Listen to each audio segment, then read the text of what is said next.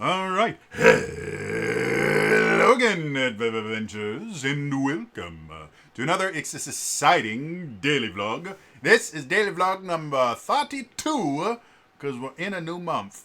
And now I can't just look up until this point, whenever I wasn't sure what number it was, which was most of the time, I would just open my clock that also has the date on it, and I would just look at the date. But now that it's February, I can't do that because the date's the 1st, and this is the 32nd. It's confusing. Anyway, today, I need a drink.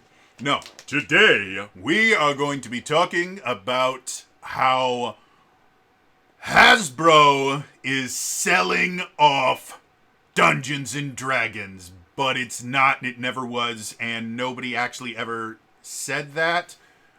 It was actually just a really misleading headline and a bad translation, and then a bunch of people just decided to think that it was true, despite the fact that even the original story itself was basically just saying, hey, there are rumors that this might be happening, and they never mentioned that Hasbro was selling Dungeons and Dragons or anything like it. But let's talk about it. So, some of you that are more into the kind of tabletop RPG scene probably saw at least 400,000 videos by D&D YouTube, which the more I the more I interact with it, the more I'm happy that I'm not technically considered part of it. Because wow, does it get toxic, and wow, do they hate Dungeons and Dragons, which has made them all of their money and fame. But anyway, you probably saw quite a few different videos and news articles and tons of different things about how Hasbro is selling Dungeons and Dragons to China. And spoiler alert, it's not, it never was, it was never going to be a thing, and there were lots of indications as to why it was never going to be a thing, probably the biggest of which being Dungeons and Dragons makes money, and it's monumentally stupid for a business to sell off something that's actively making them money. So, now that that is out of the way, there was an article that came out in some Chinese news source that was translated to English, and in the translation process, they left out some really important parts of the article. But the article itself, and I'm going to look up something real quick before I talk out of my ass. No, I want the wiki. There we go.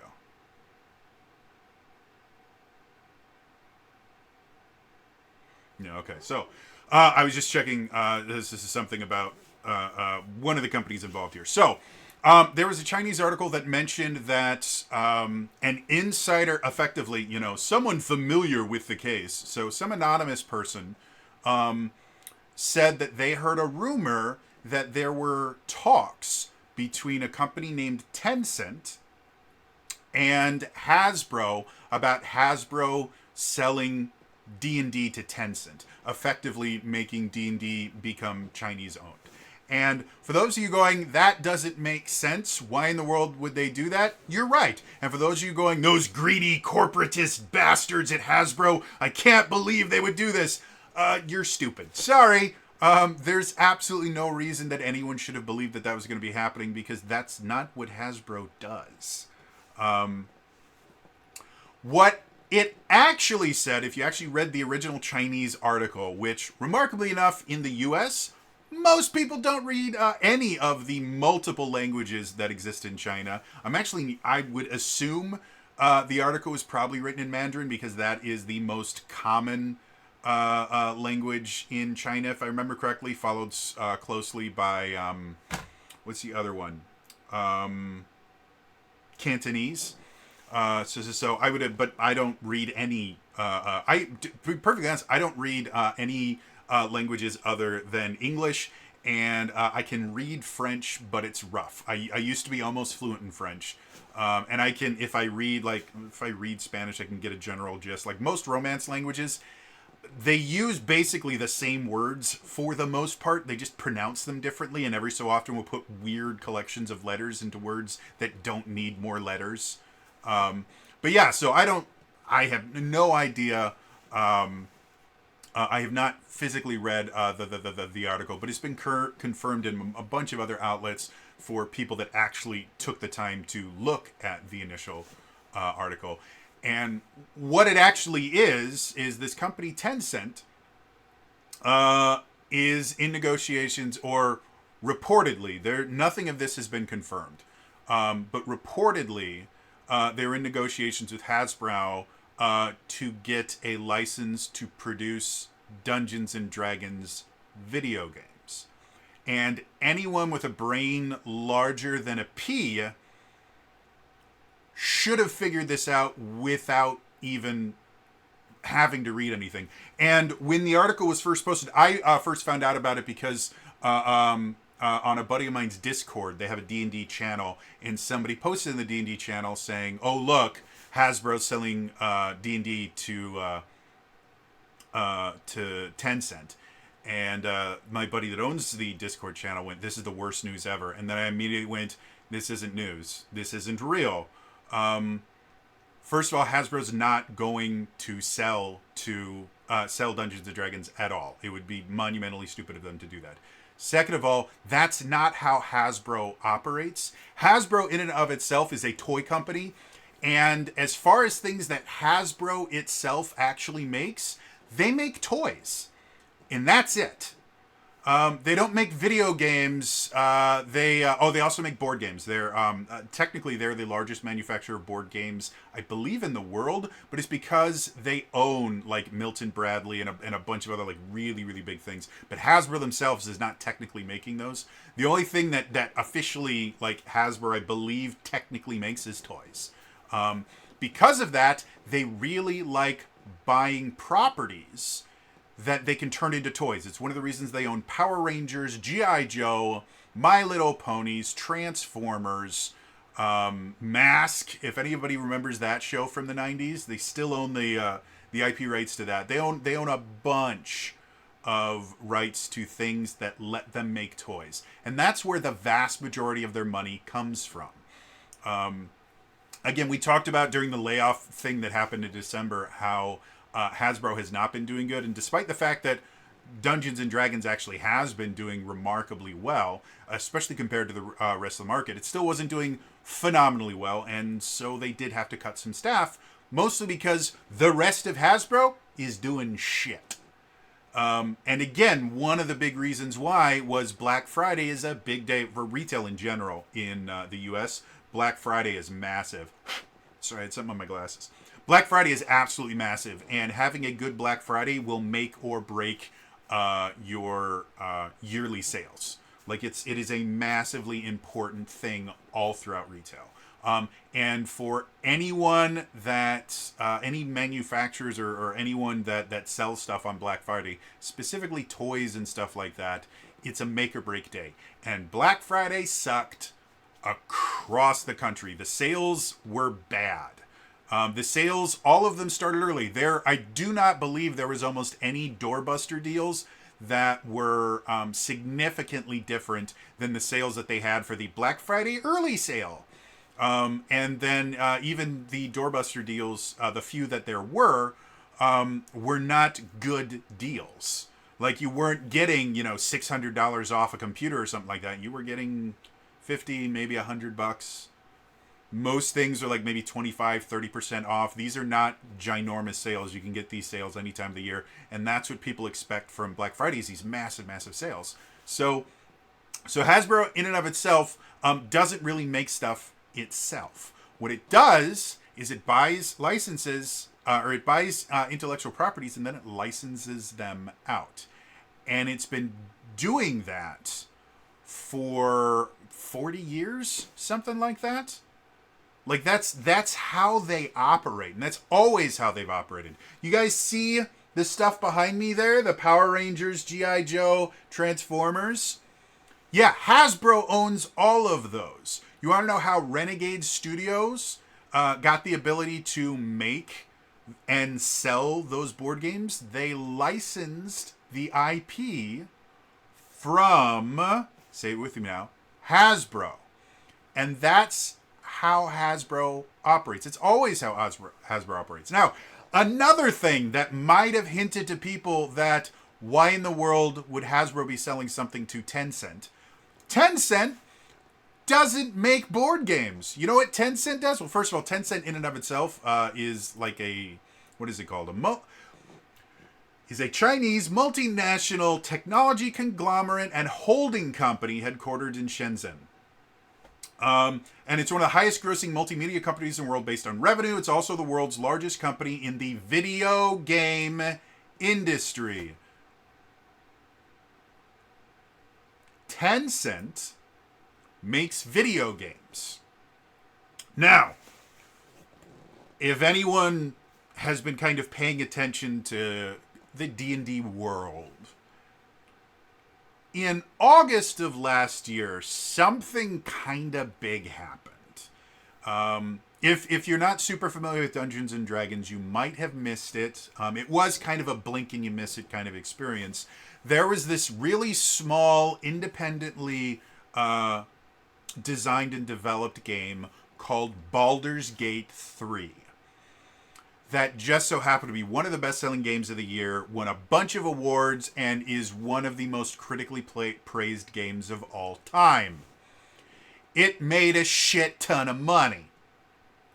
The company that created it is a company called Larian Studios. They also have done what else have they done? I can't think of the name of the game series that they're more famous for. They've been doing stuff for a long time. Divinity, there we go. They made the Divinity City series, which didn't super get popular until, what were they called? Divinity Original Sin and Original Sin 2 were the ones that were really, really kind of big things. It wasn't that the other Divinity games were not, like, successful. They were, but Divinity Original Sin was this massive, massive deal, just because they really kind of changed how computer RPGs worked, because most computer RPGs and just most RPG video games in general were either extremely linear, where you had a story and you basically had to go from one point of the story to the other, with side quests every so often, very similar to how most Final Fantasy games work. Or what we started seeing was more kind of open world. They used to call them Western RPGs to differentiate them from Japanese RPGs. Where Japanese RPGs are your Final Fantasies, and Western RPGs were things like the Fallout games, the Elder Scrolls, where you're kind of just put in a world and there is a story for you to follow, but it's really up to you to find and follow the story. And that goes back all the way to, like, what is it, Daggerford was the second Elder Scrolls game. That was a completely open world. So open world games used to be called Western RPGs, and more linear stuff used to be Japanese RPGs. But even in Western RPGs, you still had a basic quest structure where you would find a quest giver. They would give you a quest. You would complete the quest the way it was meant to be completed. Sometimes they might give you a choice on how to do it. Like maybe you'd have a dialogue box. You can go, I'm going to save you, or I'm going to kill you. But that was really it. Divinity Original Sin really changed stuff up with just how so much of the game was incredibly interactive. You could move boxes around, and spells would interact. Like if you put grease on the ground, you could just light it with a fire spell. Like it was a really, really interesting game. And it was designed to just really allow you to make the choices that you want. And it felt much closer to a tabletop RPG than most other video game RPGs had. Even Dungeons and Dragons ones, like one of the best reviewed D&D RPGs, other than the Baldur's Gate series, was Neverwinter Nights. And Neverwinter Nights is unbelievably fun. It's been remastered. You can get, like, I have it on my Switch, and I love playing it on my Switch. I have like 2 or 3 different versions of it on my computer. It's a phenomenal game, but it's extremely linear, because you have to go from one thing to the next, and it's quest by quest by quest. And it doesn't really feel like Dungeons and Dragons.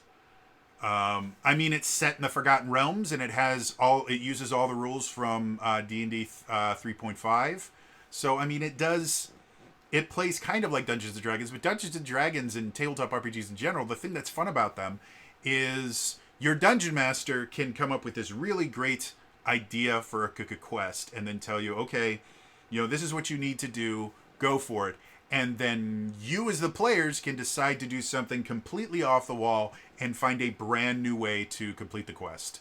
And that, to me, is the most fun part about tabletop RPGs, to the point where, as long as I know, like for my Zelda RPG group that I've been playing with for almost 7 years now, I will create puzzles for them to solve that won't have solutions.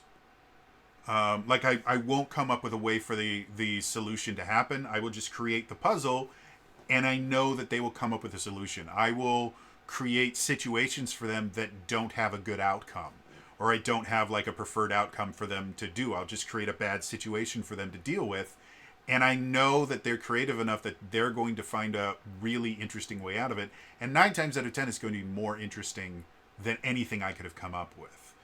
So those are the things that I like about tabletop RPGs. And so that's what Divinity Original Sin and Original Sin were.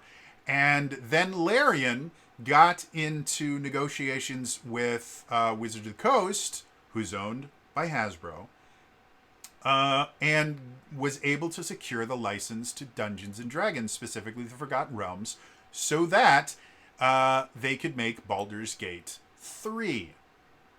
And so they also had to get the license for the Baldur's Gate series. And it turned out really, really great. Again, Hasbro doesn't make video games, but there is a huge market for Dungeons and Dragons video games. And so, if they wanted to make more, what they generally do is they find a company that they trust and they give them an exclusive license. The reason a lot of times companies go with things like exclusive licenses is, first of all, the company giving the license can charge more for the license, because they can go, hey, you are going to be the only people that are allowed to make these games. So that gives you a hold on the market that no one else can have. And it also helps to control quality of the games themselves. Because if the company that owns the exclusive license starts putting out really, really bad games, they can just revoke the license or not renew it, depending on how much longer the license is for. A lot of people will probably remember for a long time, Electronic Arts held the exclusive license to make Star Wars video games. And that started off kind of good and ended up as a complete clusterfuck, because EA did everything that they could to put out mediocre, dumb games that they could monetize the fuck out of. And they were so brazen in their monetization attempts that they actually forced governments to start enacting legislation to regulate loot boxes and other things like that, because they were so egregious with it. They literally changed the video game world by being asshats. So, going back to this whole debacle, Larian is a small studio. As much as everyone claims, oh no, they have all these uses, they really don't. Compared to something like Electronic Arts or Ubisoft or any big game developer, they are monumentally tiny. They're still a relatively large company, because I believe they have at least. Well, I'll look. Do they actually list how many people Larian Studios? I'll see if there's actually a number of employees listed somewhere. Number of employees. 450. So yeah, it's a decent sized studio. They have over 100 employees, which that's basically once you get to about 100 employees, that's when things start changing for business. You like a sole proprietorship. Generally, you can run a company by yourself until you get anywhere between about 50 to 100 employees. At that point, you have to incorporate in some way, because otherwise the company's just going to go belly up. It's too difficult for a single person to run. So Larian Studios, not a small, insignificant company, but 450 people, especially nowadays, cannot make tons of games. So if Hasbro wanted to take advantage of a market that is screaming for Dungeons and Dragons games, they needed someone bigger. So how did they get in contact with Tencent? Well, Tencent owns Larian. So what happened was Larian, again, according to the rumors, Larian got somebody from Tencent in contact with somebody for Hasbro to start negotiating this thing, which would mean that Larian, because it's owned by Tencent, would still be able to make Dungeons and Dragons games if they wanted to make a Baldur's Gate 4, if they wanted to make an expansion for Baldur's Gate 3, if they wanted to make their own version of Dark Alliance, which I would love to see because the recent Dark Alliance game that came out sucked so bad. And I would love to see an actual good version of Baldur's Gate Dark Alliance. Or if they wanted to go something different, like maybe they wanted to go into Eberron or something like that.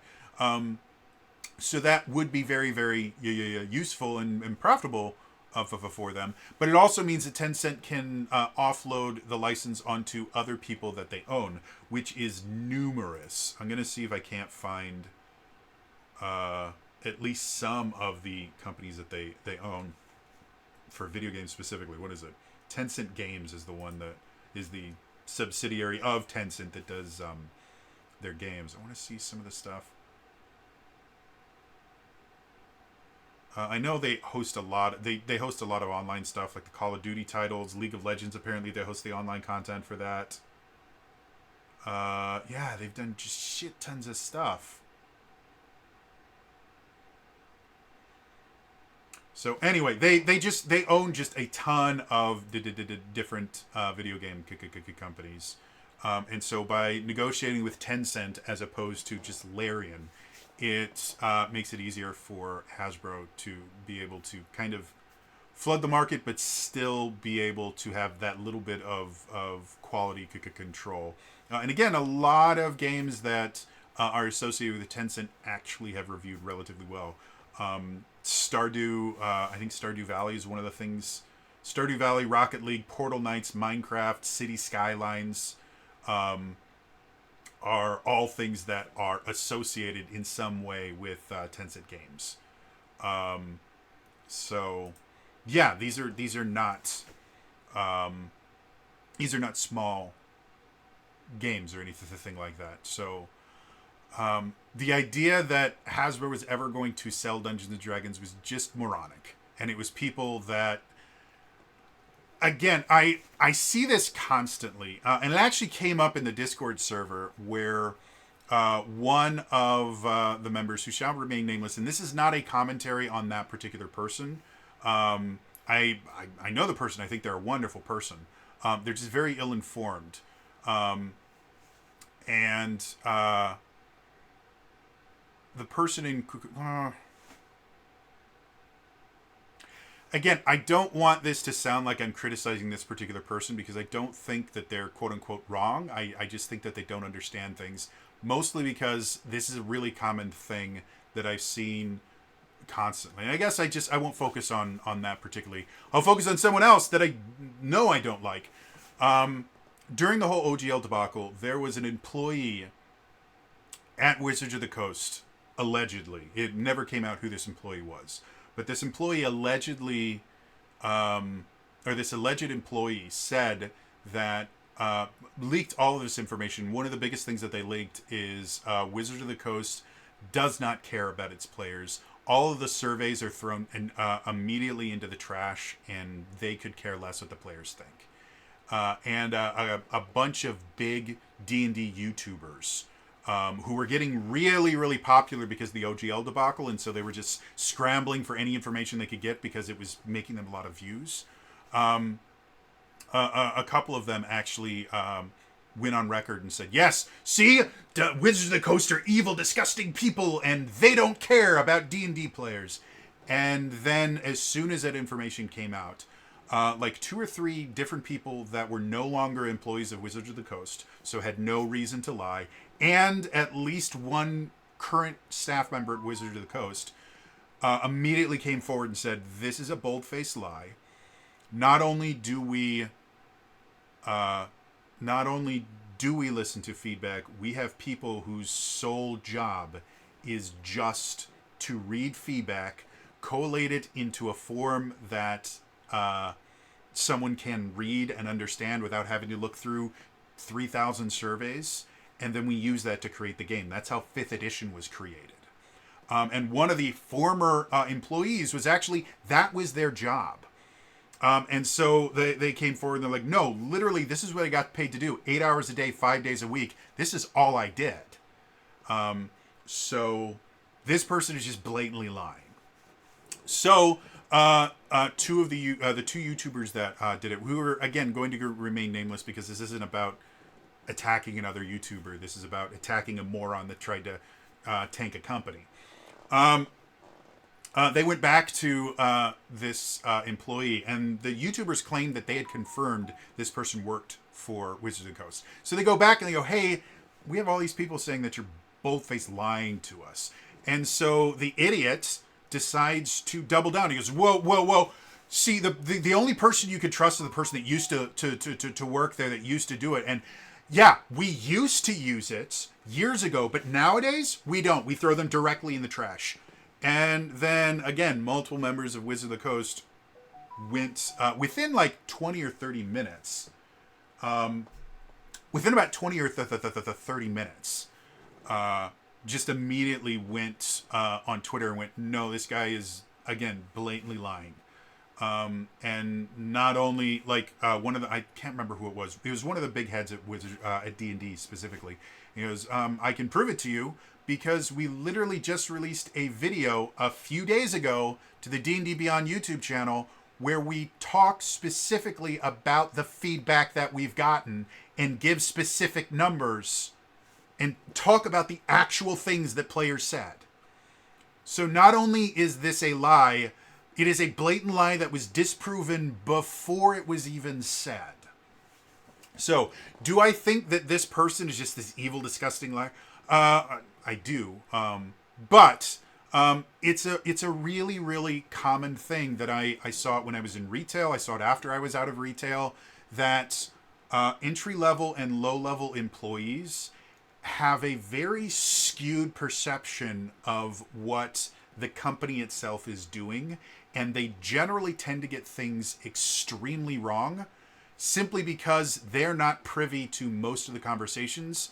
And because a lot of times shit rolls downhill, the lowest level employees are always going to be the ones that have to deal with the most shit.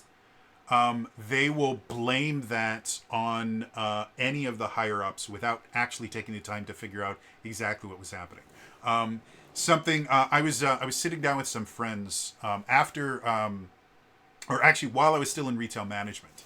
I was sitting down with a bunch of friends, and all of my friends, like, some of them had degrees, some of them didn't. They were all in effectively kind of entry-level jobs. One of them, I believe, was like a pharmacist or something like that, which is why he had to go out and get a degree. Fun fact, the actual pharmacist that has the lab coat and that, those people are monumentally smart. And the reason, like, the cashier can't go pick up your drugs is because part of their job is not just putting pills in a bottle, it's actually understanding all of the different side effects and all of the different interactions that can happen between drugs. And I kid you not, pharmacists have saved hundreds of thousands of lives because, and it's one of the reasons why you want to get all of your prescriptions from a single pharmacy, because what will happen is if you are seeing a doctor or you're seeing multiple doctors, which is extremely common if you have really anything going on aside from like mild illness. You'll have your general practitioner, and then they will send you off to a specialist of some kind. A lot of times you'll be going to a couple different specialists because maybe you got like an ear infection, and then they'll send you to like an ear, nose, and throat doctor, but then you also had like an ingrown toenail or something. So they'll send you to a podiatrist. So a lot of times these doctors, they all technically have access to your chart, but they're not keeping dibs on every single pill that you're taking. So sometimes doctors will prescribe things that will have really, really bad interactions, like deadly interactions.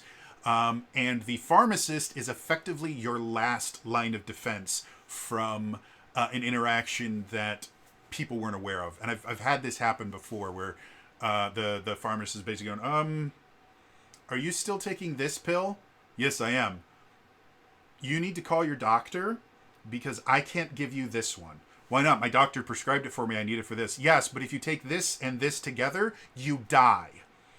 So maybe call up your doctor, tell them that, and have them to prescribe this instead, because it'll work in a similar way, but it doesn't have the interaction.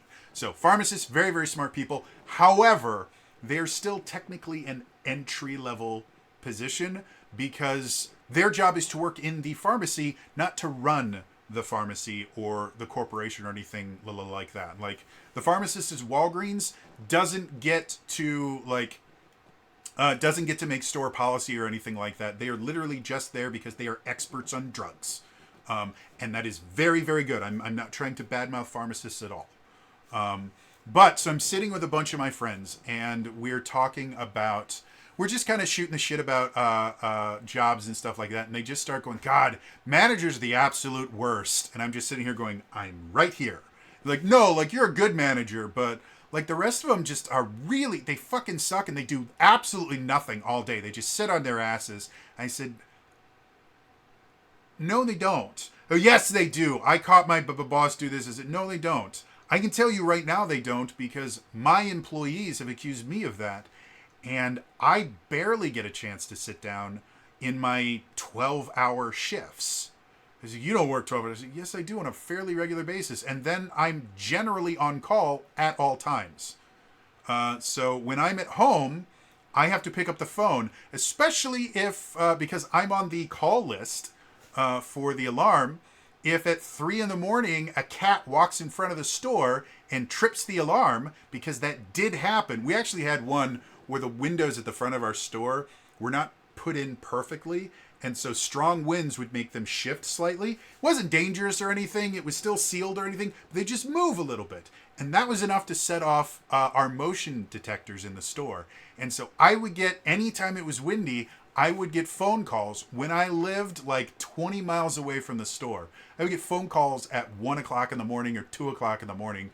Yeah, this is, blah, blah, PD. We need you to come down here to open this door for us. We got a notification of a break-in. Fucking hell. I'll be there in 45 minutes. Like, what? I said, yeah, I live like 20 or 30 miles away, dude, and I am unconscious right now. I have to put clothes on, and I have to drive there, and 30 to 45 minutes to hang out. Like, yeah, fine, whatever. So, yeah, anyway. Managers, especially kind of your entry and mid-level managers, work their fucking asses off. However, 90% of it you never see, because first of all, we're not allowed to talk about it. A lot of the shit that we have to deal with, especially if it involves the employees, like having to deal with an employee stealing, having to deal with an employee watching pornography on a computer visible to customers. Yes, that happened to me, and the guy was a dipshit. Oh man, it's like the computer's right in the middle of the store, and we have a camera pointed at it, and he knows the camera's there because he's watched us use it for other, like, he's come in to identify stuff when other bad things have happened. So it's not like the kid, oh man, pissed me off when that happened. So a lot of the stuff that managers do when they're sitting on their asses is not comfortable, is not fun, and is a shit ton of work. And we are constantly screamed at by corporate. I kid you not. I had, again, I mentioned this before. I did a ton of work at 2 different stores, and I turned them from massively underperforming stores to superstores in the district. And I would have to sit in on sales calls and make apologies for not hitting particular sales goals.